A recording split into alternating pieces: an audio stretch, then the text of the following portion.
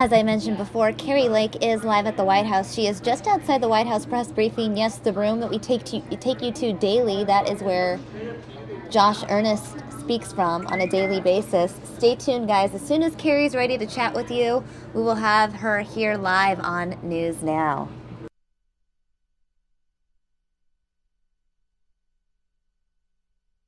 Kari, go ahead and nod if you can hear me, and we'll be able to take you live in just a minute. All right, guys, we're going live now to Kari Lake inside the White House press briefing room. Kari, you're live. Hey, Sami, I got to tell you something really quick. Somebody here just stopped me and said, "Oh, are you guys the station that does Fox News Now?" Are you so serious? You're getting a lot of, yeah, I'm not kidding. They said, "You're the ones who run the Trump rallies." I said, "Well, we run everybody's rallies, but you're probably just looking up the Trump rallies." So you've got some fans here, Sami. Oh, that's awesome. That's Isn't awesome. it cool?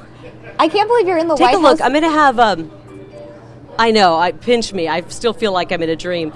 Spin around here. John Netzel spinning around. This is the press briefing room you're familiar with. And we've got some of the esteemed journalists who cover the White House here.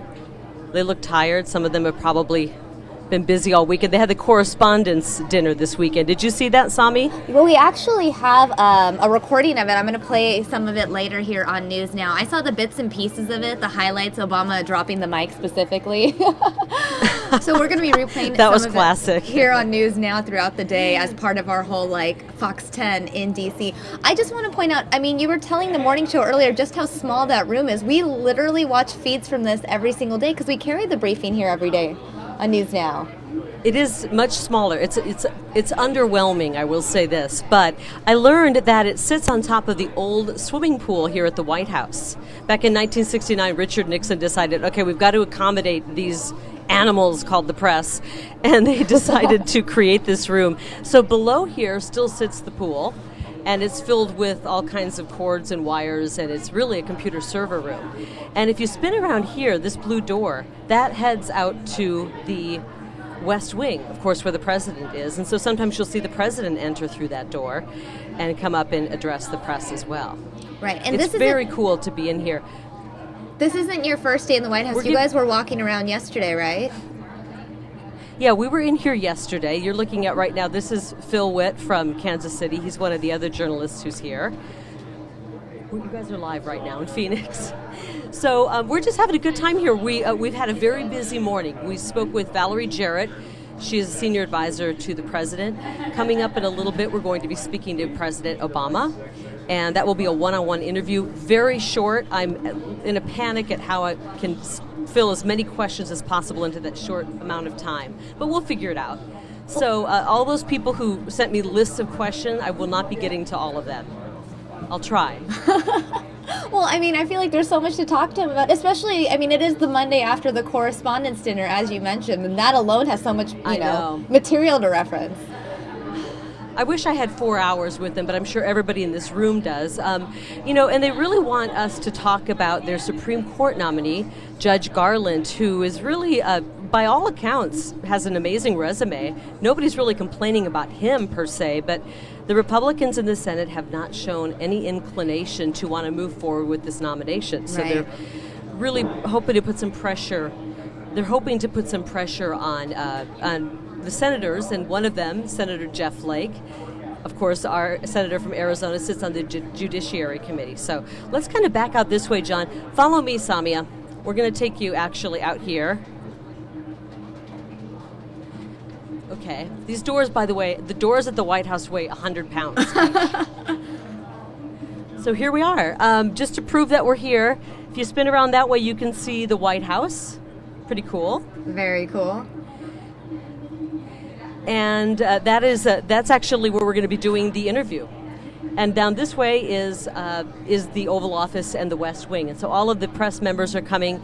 The briefing is coming up here momentarily, any moment. When is the press briefing scheduled for? Okay, you're live in Phoenix, by the way. Oh, hi, everybody. I love Phoenix. Mark Lodato teaches at the University of Arizona, so hi. What news outlet are you with? EWTN, Global Catholic Network.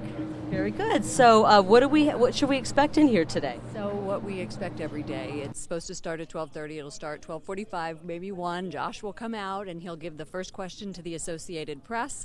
The Associated Press always gets to ask 2 or 3 questions. It's tradition in the briefing room, and then he skips around from person to person and tries to tell us things that we don't think are true.